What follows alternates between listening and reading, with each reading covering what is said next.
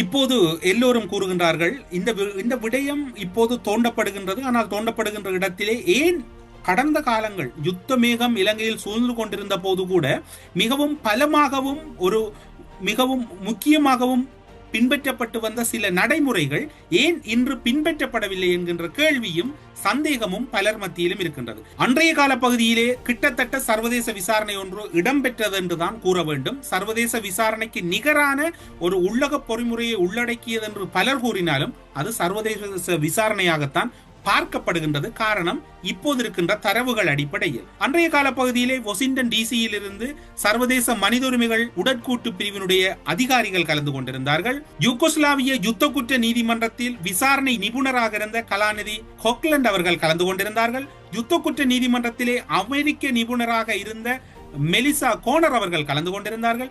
ஆஸ்திரேலியாவை சேர்ந்த சட்ட விஞ்ஞான பேராசிரியர் லீ அவர்கள் அன்றைய நாளில் பிரசன்னமாகியிருந்தார். பிரித்தானியாவில் இருக்கக்கூடிய மெட்ரோபொலிசி கமிஷனுடைய அதிகாரிகள் அன்று அந்த இடத்தில் இருந்தார்கள்.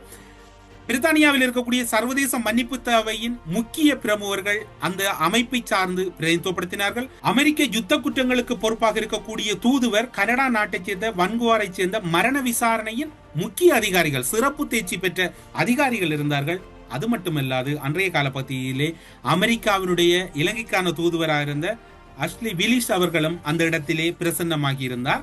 இவையெல்லாம் அன்று இடம்பெற்றன. ஆனால் இன்று அந்த இடம் தோண்டப்படுகின்றது, எல்லாம் இடம்பெறுகிறது. ஆனால் ஏதோ ஒரு குறைபாடு, இவர்களுடைய பிரசன்னம் உறுதிப்படுத்தப்படவில்லையா அல்லது அதற்கு என்ன தடைகள் இருக்கின்றது என்று எமக்கு தெரியாது. இலங்கையின் உடற்கூட்டு பேராசிரியர் சந்திரசிறி நெறியல்ல தலைமையிலான சட்ட வைத்திய அதிகாரிகள், முதன்மை சட்ட வைத்திய அதிகாரிகள் அடங்கலான 15 பேர் குறித்த இடத்தில் அகழ்வுப்பணி காலையில் தொடங்கி முடியும் வரையும் அவர்கள் அந்த இடத்திலே பிரசன்னமாயிருந்தார்கள்.